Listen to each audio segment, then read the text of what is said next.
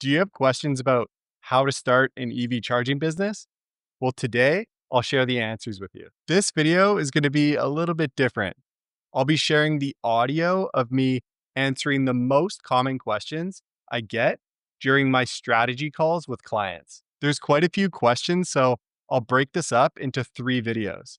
In this video, I'll cover topics like how to get started, building your brand, and generating leads. And I'd love if you were to subscribe to the channel, like the video, and also comment below if you have any questions that I didn't answer. And if you'd like to have your own one-on-one strategy call with me, feel free to book a time in the links below. Also, check out my course for entrepreneurs on how to start an EV charging business.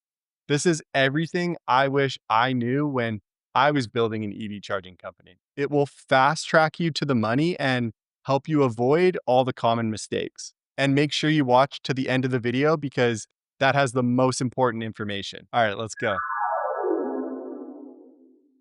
The whole thing with starting small, a lot of people, oh, like I have my eyes on these DC fast chargers, and it's like, yeah, for sure. But I just know when I was doing it, there were so many little things that we had to figure out that we weren't expecting along the way. So first we set up a charger at house, and that was our first test run. If you have a test spot, because once you get the software, you have it on your computer, right? And there's so many little things that you can customize, set all these settings and stuff. So then you want to go and like test it out, right?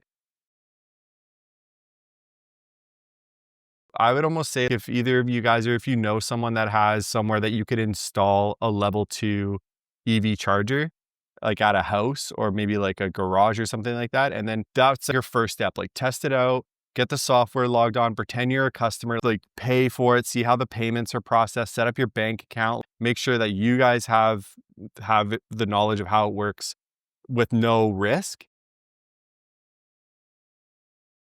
And then if you want from there, you probably could go to the next step of actually installing it where real customers could use it, like at a business or apartments or money. Like if you can get them into a condo, you just have like a monopoly over that condo.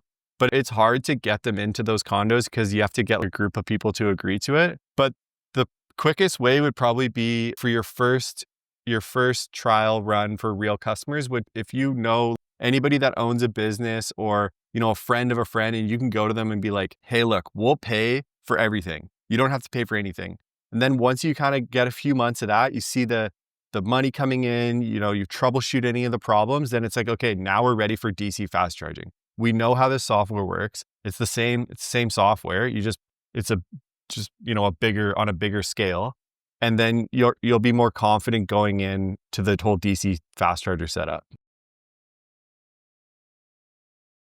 That's such a good idea, because right now the industry is pretty small, that there's not that many companies, but soon as more and more companies start popping up, then you're going to want to find ways to differentiate yourself from your competitors. You have to find a cheap install, but as long as the charger's close to the electrical room, you pay for the charger. You could get them as cheap as like $1,000 American. A better one would probably be closer to 1,500, maybe $2,000. I can send you some pricing after so you have an idea. And then it's like $25 a month for the software. So you could get your first one installed for as low as like $5,000-6,000. Great question. Yeah. So all you need is an electrician that's installed an EV charger before.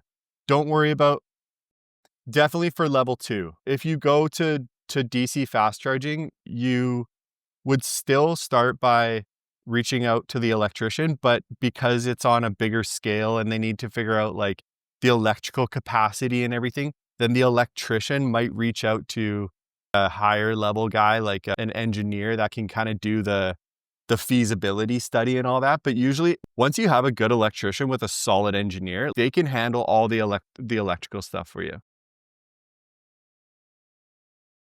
So at the beginning, we were just getting started. We had no idea so we just went on Google, looked up like EV charger commercial installation electricians, and we'd reach out to them and we just ask them some qualifying questions like, you guys have installed EV chargers before, right? Because a lot of electricians want to get in the game, but they don't have a whole lot of experience. So You'd want to ask them, what's your portfolio? Where have you installed chargers? How many have you installed? And they'll be excited because they want to get in this. This is a growing industry. So they should be more than likely to help you. But the key is you need to make sure that they'll offer a free site visit, like a free quote. Because how it works is first you find your opportunity, you find your location, you talk to the owner, be like, hey, we're offering free quotes. Then you call your electrician and be like, hey, I have an opportunity for you. It's at this location. Would you be able to meet us sometime next week? And the electrician will go, yeah, we're free on Monday at 10 o'clock. We'll meet you there, but we charge $100 for the quote. Then you'd be like, no, we're not interested. Or they might say it's a free quote because they want the business, right? They're hoping if the project gets approved, then they're going to get the job.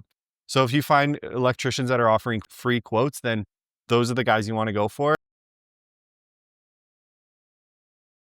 Meet with them. You can kind of feel their energy, right? Like if they're kind of like, some of them are weird. So you're just like, like this isn't what we're looking for. Or, if you have a good experience, the quote comes in. And then once you're getting a few quotes, you'll start to figure out who's good, who's not. Because they'll send you a quote. They'll send it to you. They won't send it to the customer because it's your project. So they'll send you the quote. It'll be like a 3-page document with all the pricing.